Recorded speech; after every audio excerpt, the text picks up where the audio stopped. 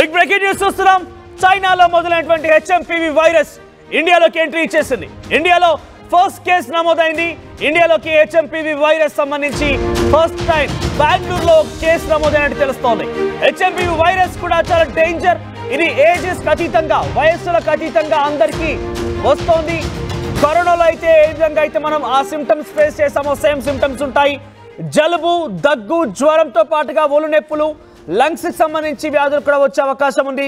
So కరోనాకు సంబంధించి ఏ విధంగా అయితే చర్యలు తీసుకున్నామో, ప్రొటెక్షన్ మనల్ని మనం స్వీయ నియంత్రించుకున్నామో అటువంటి విధంగానే ఉండాలంటే ఇప్పటికే రాష్ట్రాల వారీగా భారతదేశంలో కూడా ప్రభుత్వాలు చెప్తూనే ఉన్నాయి.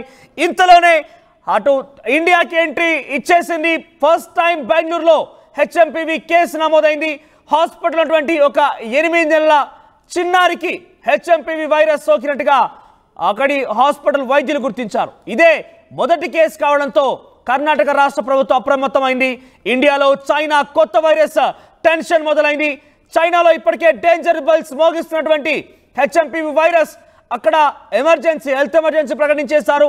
చాలా చోట్ల లాక్డౌన్ కూడా పెట్టేశారు. సో చైనా విజృంభిస్తున్నటువంటి వైరస్ ఇండియాలోకి ఎంట్రీ ఇచ్చేసింది. బెంగళూరులో 8 నెలల పాపకి ఈ వైరస్ సోకినట్టుగా తెలుస్తుంది. మరి అప్పుడే పుట్టినటువంటి ఆ 8 నెలల పాపకి ఈ వైరస్ ఎలా వచ్చింది, ఎవరి ద్వారా వ్యాప్తి చెందింది, ఆ కుటుంబంలో ఇంకెవరికైనా సోకిందా ఏంటి అనేది ఇంకా కూడా ఆ కుటుంబం మొత్తాన్ని కూడా టెస్ట్ చేసే అవకాశం కూడా ఉంది. అయితే ఇప్పట్లో ఒక ప్రైవేట్ హాస్పిటల్కి వచ్చినటువంటి ఈ పాపకు సంబంధించి టెస్టులు చేయగా హెచ్ఎంపీవీ వైరస్ పాజిటివ్గా నిర్ధారణ